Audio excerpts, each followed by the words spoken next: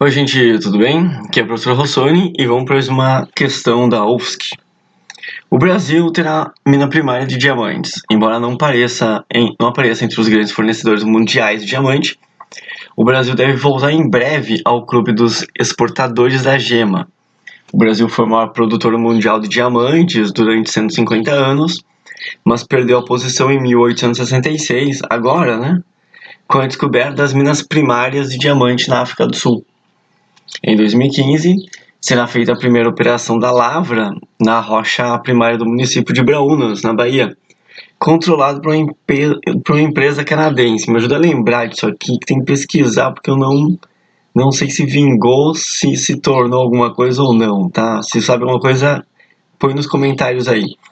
Sobre o assunto tratado acima, correto afirmar que a grafita e o diamante são duas formas alotrópicas do carbono. Sim, e são as mais conhecidas, tá? Alotropia quer dizer quando tem um elemento, ele forma uma substância simples, como é o caso aqui, tá, do diamante, e como é o caso aqui do grafite, né? A diferença entre eles está o arranjo molecular aqui, né? O arranjo atômico, melhor falando, né? Que um carbono fica sp3 e outro carbono fica sp2.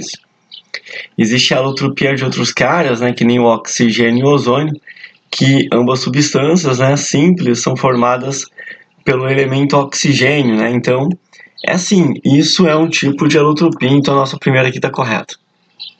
A cristalização é um processo de separação e purificação de misturas homogêneas sem que ocorra mudança do estado físico. Olha só, essa aqui ela tá errada, gente, porque ocorre mudança de estado físico sim, tá?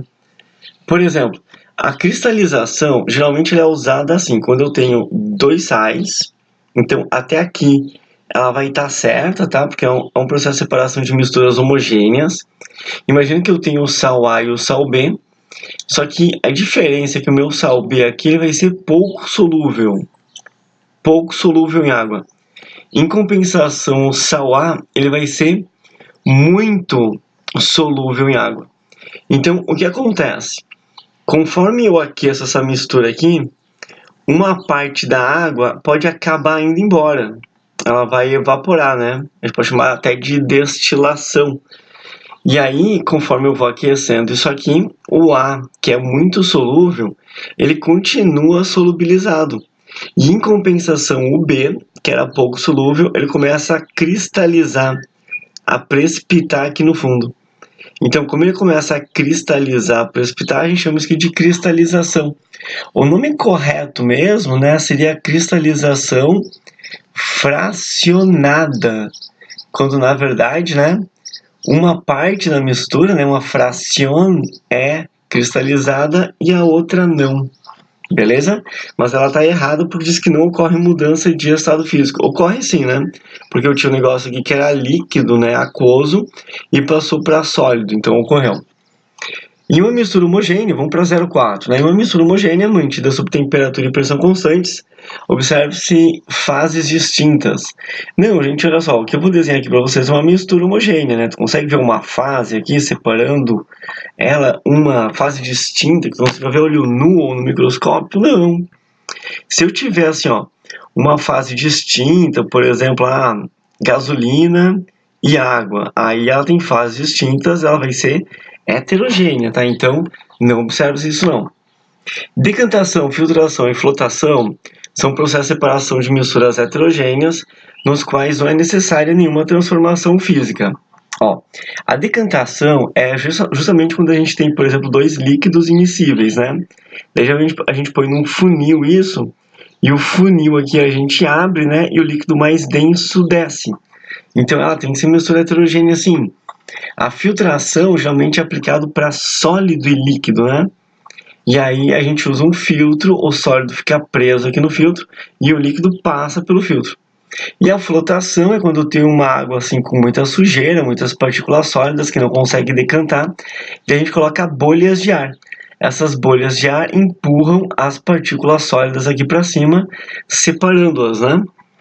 Então, eu vou imaginar o seguinte, tá? Que essa palavra aqui que eu estou usando, eu vou imaginar que isso aqui não seja transformação física, tá? Seja mudança de estado físico. Então, se ela quis dizer isso, mudança de estado físico, eu vou considerar como correto, tudo bem? mas eu já comento isso daqui a pouco. Quando uma substância pura muda de estado físico, mudança de estado físico a pressão constante, a temperatura varia. Não, essa parte está errado. Ó, isso aqui é uma substância, o que tiver de azul. Então, durante a fusão, que é a mudança de estado físico, não muda a temperatura. Ó, durante a ebulição, que é a mudança de estado físico, né? Não muda a temperatura.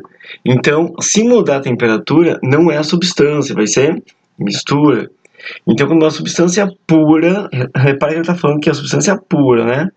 Muda de estado físico a pressão constante, então aquele gráfico que eu te mostrei é em pressão constante, né? A temperatura não varia. Quem varia é a mistura. Então, por isso que essa parte aqui está errada, tá? E continuando, a grafite e o diamante possuem a mesma composição química, sim, como tu acabou de ver aqui na alotropia do carbono, né? Elas são ambas formadas por carbono, né? As duas formas alotrópicas, né? Então eu posso dizer que a 2 está correto. Qual é o problema da questão, né? O gabarito da UFSC é 41, só que a 8, cara, ela não tá certa, tá? Poxa, UFSC. Olha só, uma transformação física é toda vez que a gente faz alguma coisa que eu posso chamar de processo, eu posso chamar de fenômeno, tá? Tudo isso eu posso chamar a transformação física, né? De processo físico, de fenômeno físico, porque é tudo sinônimo. E quando que você quer físico? Quando não forma nova substância. Então, tem que formar uma nova substância para ser fenômeno químico. Então, eu vou riscar aqui, ó. Se não formar nova substância, é um fenômeno físico, é uma transformação física. Então, eu acho que a UFSC ela quis dizer aqui mudança de estado físico, tá? Então, essa palavra que ela estaria errada, essa questão tinha que ser errada também, tá? Essa proposição. E o nosso gabarito aqui tinha que ser 33, tá? A gente espera que a UFSC tenha melhorado com o rigor, assim, tá? Mas os vestibulares de Santa Catarina, eles não tomam muito cuidado, que eles anulam bastante questões, e às vezes não anulam, né? Como é o caso dessa questão aqui, tá? Então a gente só pede mais rigor, mais seriedade com alguns conceitos químicos aí, que os nossos alunos têm que decorar várias coisas, então a gente espera o mesmo de vocês, né? Gente, se você quiser mais resoluções, tá? E mais comentários aqui, cara, eu vou deixar o link do canal, tá? E nós vamos tentar resolver várias questõezinhas da própria UFSC aqui, tá? Então vou deixar meu último vídeo para se tu estiver acompanhando, tá? Bons estudos aí, forte abraço, tchau!